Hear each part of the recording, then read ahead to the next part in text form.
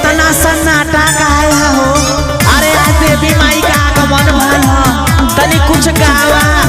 आज हमनियों के पूरा सज धज के नाचे खातिर आयल बनी, तू गावा आज हमने हिला के नाचल जाई। अच्छा ठीक बा, तल्ला है सुना। भले